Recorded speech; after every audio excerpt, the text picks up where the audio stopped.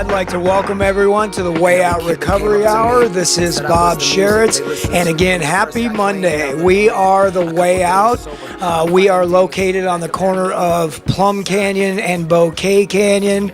Our phone number is 661-296-4444, and our website, please go to our website at thewayoutrocoveryscv.com.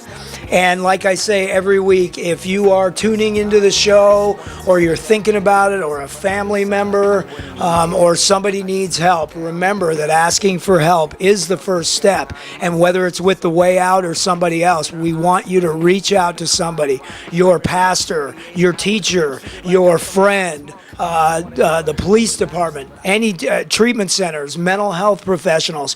Ask somebody for help. Remember, asking for help is the first step. I want to take a moment, always on Monday. You know, Mondays, for some reason, I guess it's because it's the beginning of that big week that we're about to face. For some reason, people have trouble with Mondays, and I want to try to help you change that a little bit. Be grateful for Mondays. We have this big old week ahead of us. It's going to be outstanding. We're going to get a lot of really cool stuff done. We're going to have some really cool experiences. And if you haven't gotten grateful, here's one for you. I noticed, like everybody did, the fires this weekend. Big old fire, the Clarita fire, scared a lot of people, especially considering what happened last year on the sand fire and how many people's lives were devastated by that. And as I was watching the clips come in and we're sharing it on Facebook and doing all that stuff, I thought, my God, it's 115 degrees out here, and those firefighters are busting their butts getting this fire down. And if you haven't gotten grateful, man, get grateful for the fact that we have those awesome firefighters ready at our disposal to help with those kind of disasters, you know. And again, 115 degree heat, and those guys are out there doing it. And so I want to thank those people. I want to thank the firefighters, the first responders, anybody who's out here keeping us safe, especially when there's big fires like that. I have a lot of gratitude for those firefighters, and I really want to thank them. So, you know, reach into yourself if you're out there listening and get grateful. If not for the firefighters, for something else in your life. I am extremely grateful to have one of my favorite people on the show today, Larry Schallert. Larry is with the Health and Wellness Center at College of the Canyons, and you know, in that health and wellness center, I'll let you talk about that more, but in that health and wellness center, anybody with any sort of primarily mental health issues can walk in on campus and get the help that they need. And I'll tell you, in all the years that I've been in the addiction treatment field, the population of 17 to 25-year-olds, which today is referred to as transitional age youth, 17 to 25-year-olds, takes up at least half of the population of any treatment center that I've ever walked into. It is the primary population in working with substance use and working with mental health. It's a really tough time in everybody's life, and so I really want to give you credit for working with that population and helping all that you can. So, Larry, welcome to the show. Thank you very much, Bob, and I'm really grateful that you would allow me to come on and talk. Thanks for the invitation. And you're right, at the college we see a lot of students, and we have students as young as 16. Okay. But we also graduated a couple years ago somebody that was 99. Okay, so we 16 to 99-year-olds is transitional age youth. But you're right. The majority of the students, with a lot of the students, are in that age group. Even though our average is 27. So we have students from in all ages, but we have a lot of students that come in that are 17 to 25 that have everything from depression to anxiety to post-traumatic stress. They might be on the autism spectrum and having difficulties with depression and anxiety. And we have people with bipolar disorder, depression, schizophrenia, you name it. And all those, as we've talked about many times, are vulnerable to substance use. Right. Well, the last study that I saw, it was nearly 20%. One in five 1 in 5 adults in the United States suffers from some sort of a mental health issue. Right. It might actually be as many as a quarter, like 25%. Right. Some depends upon, what statistics you're looking at. And, when we look at statistics, we know that 1,100 students every year, college students, take their life. Oh, man. So suicide is a really big issue. I want to say it's a risk, sure, because college can be really stressful, and with things go on in addition to the stress of going to college and the university, such as relationship problems or family problems or economic problems or mental health problems or substance abuse problems. It's really can be an extra added stress. So we try to keep track of that and be available to students that are feeling distress in one way or another. Well, and it certainly is a great reason why there are programs like the Health and Wellness Center on campus, because early detection and prevention and help with mental health issues certainly will divert the numbers of suicidalities, and at the end of the day, if we can prevent one person from taking their own life, then all the effort is absolutely worth it. Right, that's exactly right. We know that the students that have taken their life that are College of the Canyons, in 2013 there were 3, and then again in 2015 we had 3 students, but in 2016 we had 0 students took their life. So we had 2 years where there was 0, and then we had 3. And this year so far we've had 1. And when we look at those students that have taken their lives, none of them have come into the personal counseling program. So our efforts at outreach and training students, training administration and faculty on the signs, what to look for with students, and how to be open and willing to just take the extra time to listen and refer to the center. We know that we're preventing suicide and other kinds of problems.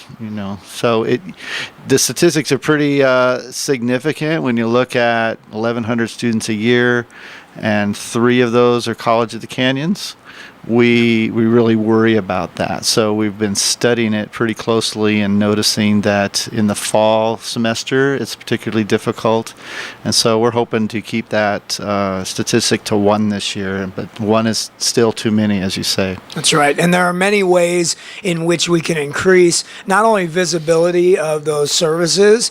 We do, at the Way Out, we're doing a tremendous job with the help of KHTS too, of just being visible, having our signs up and saying that question, asking for help is the first step, and just putting that out there, so that, because mental health issues and substance use disorder are sometimes not even separate. I mean, it's just so interwoven that a lot of the population that we're talking about is the same population, Right. And like substance use disorders and mental health, you never know when a person is going to be at a point in their life where they go, you know what, I need some help. Right. And if they many times may reach that point, I need some help now, but they look around and don't know where to turn. Right. And so we want to be almost kind of in your face all the time, so that when a person is ready to ask for help, they go, oh, I remember seeing that number. Oh, I remember I can go to the Health and Wellness Center. Oh, I remember hearing that guy, Larry Schallert, on the radio, that sort of thing. So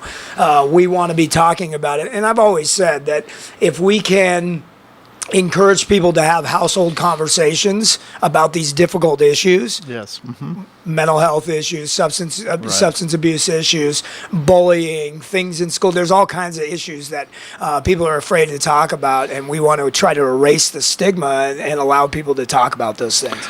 Right. The stigma is a big issue. It's a big barrier, and as you say, if we can, we'd like to say there should be no wrong door. So if they come to the Way Out, if they come to the Health and Wellness Center for something to do with health, let's say they're sick or whatever, and they talk about being depressed or whatever, they come to our health center, they come to Child and Family Center, they come to the police, they come to their teachers, there should be no wrong door when somebody calls out for help. And that's why we try to, as you are doing, get the word out through the radio and through, we have a lot of campus activities, have a lot of training events, we go into classrooms, we try to get the word out, whatever, reach out for help. And if you know somebody that's in distress, let them know, stop and listen just long enough to find out what's going on, and make that referral to wherever you feel comfortable. Sometimes the referral student to student is to their favorite faculty member, and I'll get a call from a faculty member, for instance, or maybe the call is to you, Bob, and then you'll refer to the Student Health and Wellness Center, and vice versa. So we try to get the word out, one way or another, and do our kind of community outreach and training. We're gonna have success in that way if we work together as a community. Well, there's a big nationwide push, which I think is awesome, that is trying to collaborate so that all efforts are sort of combined. So you walk into your doctor, and your doctor has regular interactions with mental health services, with substance abuse services, with all kinds of school services, with law enforcement, with everything out of one clinic, and we're all trained to interact with each other, so that no matter where a person walks through the door, that there is no wrong door. That's just right. like you said. That's so right. Everybody's talking to everybody all the time, and that's a nationwide push to do that right now, and Right. it certainly is a local Santa Clarita push to do that as well. And that's what's so beautiful about, what I think's beautiful about our Student Health and Wellness program. It is an integrated health and wellness center. So students come in for health issues, men and women's health, whatever, they'll come in, and our medical people are trained to pick up mental health issues, and vice versa. They might come in for personal counseling, and we're trained enough to pick up a health issue, and we can walk somebody down the hall and introduce them to our health professionals on campus, and vice versa. So having health and wellness and outreach all in the same facility, the same program, is kind of a microcosm of where the country is going now. And so at the same time, our mental health specialists are trained in co-occurring disorders and how to manage students that have substance abuse issues and stuff, but we can't see people long term very well, so we'll always refer those to our community providers, such as The Way Out. Well, and it's neat that clinicians are more and more understanding that everything is everything. Everything is interwoven. Everything is connected to everything else. Right. And if somebody comes in and they've got strictly a medical issue, and they've been dealing with a medical issue for however long that's been, that there's going to be an amount of depression or anxiety that goes along with that. Anybody who has ongoing medical issues is going to have that. And so now we're talking about dual diagnosis right there. Right. So we have to be skilled at knowing, at assessing and figuring out what's going on. And when students come in, we have a lot of students that'll come in and say, well, I just use a little marijuana. Like, well, what's a little marijuana? Right. Well, maybe just once a day. Well, how many do you smoke once a day? And you find out, well, they're getting high every single day. And so then you start looking at, well, how's it going with your relationships, and what's going on with your depression and anxiety, and once you start looking at some of the reasons why they're using that marijuana, and where that they're using this kind of as a way to avoid certain mental health issues, certain relationship issues, maybe family issues, and they're not working on their goals, we can help them to sort of prioritize, okay, well, every time you get high, that's 6 hours you didn't work on your goal. Your goal is to graduate from college? Yeah, well, you 6 hours a day, you're not working on that goal. You might want to cut back on smoking weed. And so, well, how come, why, so we teach them to be mindful of what goes on right before they get high and that sort of thing, and so it's an ongoing challenge. But when we work together with the student and with you and with our providers at the campus, we've actually seen quite a bit of success. Well, it's really neat to see someone who hasn't personally made the connection between, say, their anxiety and the unfinished business, like the outstanding traffic tickets, or the I'm a year behind in school, or I have this relationship that's not going so well, and they come in and they just are going, look, I have anxiety and I'm anxious and I'm anxious and I'm anxious, and for us to be able to sit down with them and say, let's look at some of the other areas of your life, and then they start to work on the relationship, say, and the anxiety lessens, and they're able to make that connection. And there's nothing better when you see somebody who makes that connection and the anxiety starts to lessen because they're working on the other issues in their life. Exactly, actually. And, we talk a lot about, medication, substance use as being, self-medication. And it's not always the case, but in a lot of times it is when we start to look at, okay, why'd you get high today? What went into all this drinking? And it's self-medication, but it's, with all kinds of terrible side effects, and it doesn't really work. And you start to kind of look at that, and then they can sort of rethink how they want to manage those mental health issues or those life stressors. Right. So when we're talking mental health issues, strictly mental health issues, what sort of issues are we talking about when we use that terminology? Well, we have a thing called the DSM-5, and it's a book about an inch and a half thick. Diagnostics and Statistics Manual number 5. Yes, and it started off being a very thin manual, and now it's very thick. But we're talking about at the college. We're talking about serious anxiety, panic attacks a lot, depression, bipolar disorder, schizophrenia. We have a lot of students that come in with domestic violence issues. We have a lot of students that come in with recent trauma. They might have been sexually traumatized as youth or recently. So there's traumatic stress reactions. Sometimes it's just, a reaction to really difficult family issues. We have a lot of students that come in with serious relationship issues where they might have been in a domestic violence situation or seen their parents in a domestic violence situation.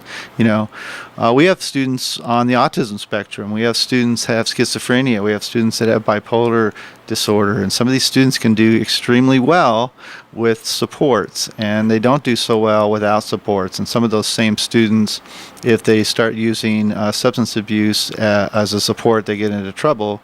But if they can reach out, as you say, to get their personal counseling, and sometimes medication, they can get squared away, can do extremely well in college. So it runs the gamut. It's the whole shebang in community college. Like, anybody can come to community college, and we encourage everybody to come.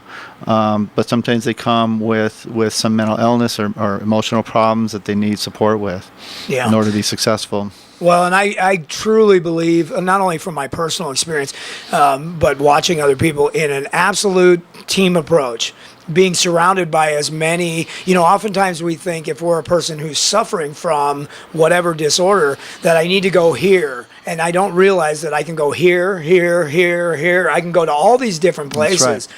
And I remember from my own personal experience in my recovery that people in my life and organizations surrounded me. Mm-hmm. And anywhere I turned, I had the help that I need, and realizing that I cannot battle this thing on my own. There's no way. And so I reached out to family, and I reached out to school, and I reached out to law enforcement and mental health treatment and substance abuse treatment, and all these different things surrounded me and helped me walk through every piece of my life. And it's important that we do that with anybody that we know is suffering. Right. And it's good to have expertise, learning about cravings and learning about relapse and learning about motivation and learning about how different substances affect you, whether it affects you with depression or affects you with anxiety. So it's good to have a professional there that sort of knows the road and knows how to sort of help guide you. Doing it by yourself is possible, we know that, but doing it with the help of an agency or with professionals is sometimes the way to go as well. So. Right.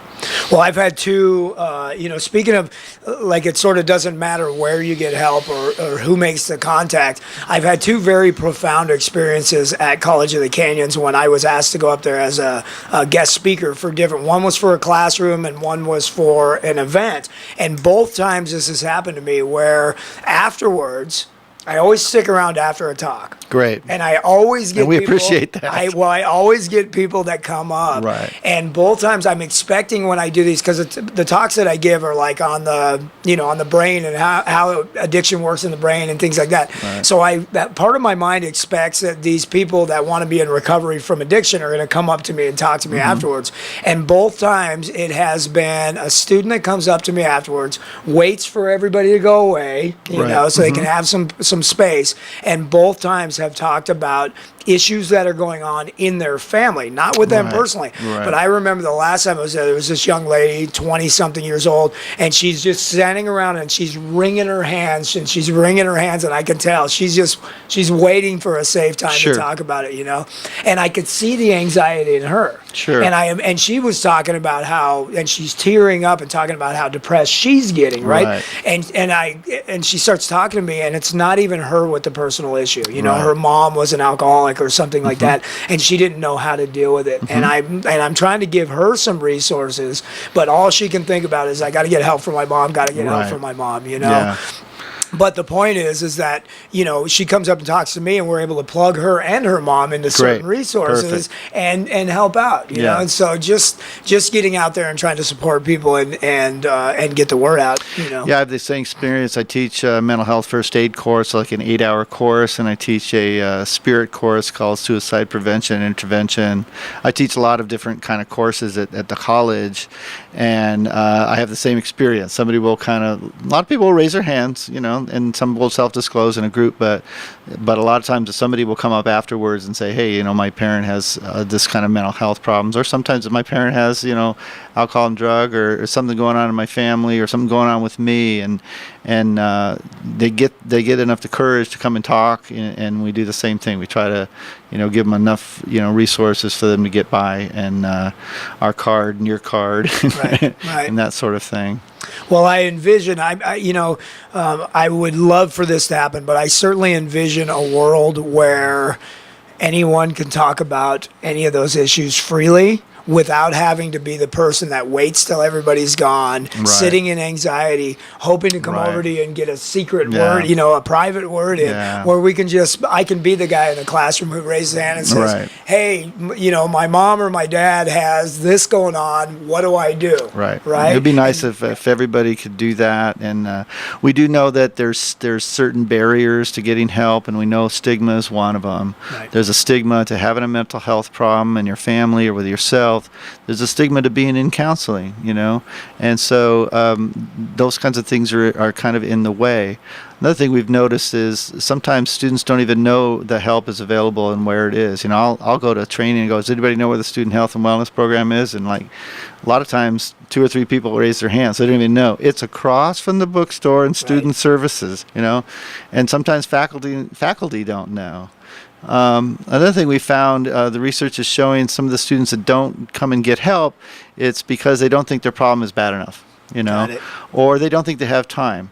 So they'll completely implode, because they don't have time to get help, or they don't think their problem is bad enough. So we try to study those things and try to help students get over those barriers by doing the kinds of things we're doing today, the kinds of stuff you do on a weekly basis, and just try to get the word out that it's okay to have a mental health problem. As a matter of fact, it's pretty common.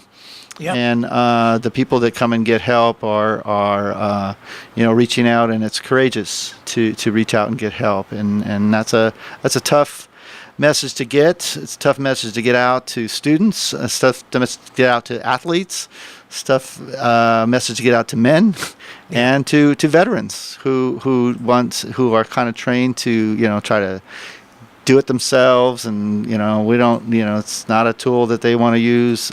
So getting the word out that it's okay to reach out for help is a big deal.